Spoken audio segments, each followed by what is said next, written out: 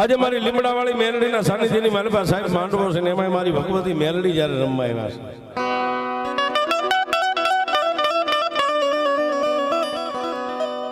આ કળયુગની મારી પાસે સાહેબ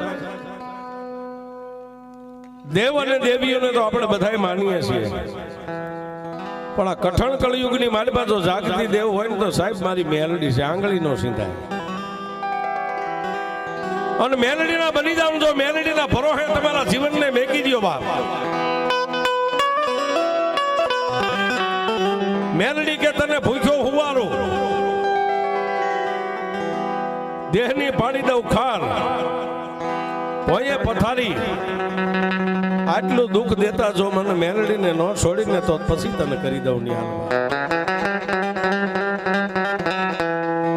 અને સાહેબ જેને જેને મેલડીના ભેટા થઈ ગયા ને એમને એમ નથી થયા સાહેબ. મેલડીની માળાયું ડોકમાં પહેરી તો એમને એમ નથી પહેરી. અને મેલડીના નામના બાના માથે ચોટલી વધારી હોય, ગાથે કાંડા બાંધ્યા છે, એમને એમ નથી બાંધ્યા સાહેબ. મારી મેલડીનું ભજન કરવું એ બહુ કઠિન છે.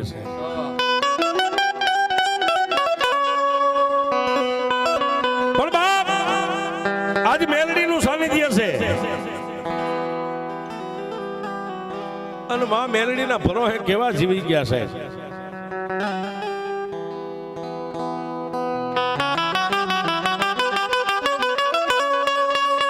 નાનકડા એવા પંખીના માળા જેવા ગામની માનપા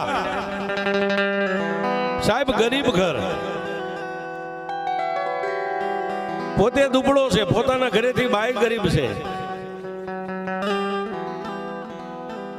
11 વર્ષનો દીકરો છે ને જેને 9 વર્ષની દીકરી છે સાહેબ. ખાલી 2 ભાઈ બહેન અને 2 માણા, પોતે પણ ગરીબાઈ આટો લઈ ગયેલી.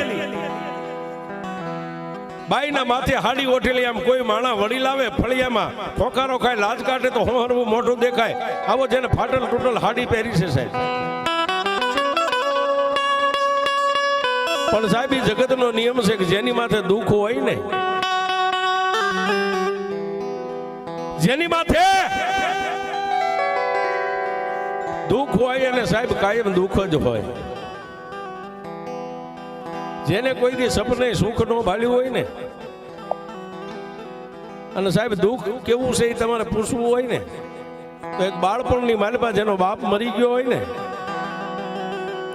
બાળપણની માલપા બાપ મરી ગયો હોય, નાના નાના ભૂલકાની માથે માં પોતાની જન્મ દેનારી જનેતા રંડાપો ગાળતી હોય સાહેબ. એવા છોકરા ક્યારેક આમ બજારે નીકળે ને તો એને એક વાર ખૂણે બાવડું પકડીને એટલું પૂછજો સાહેબ કે બાપ તારો દી કેવો ઉગે છે ને દિવસ કેવો હાથવે છે.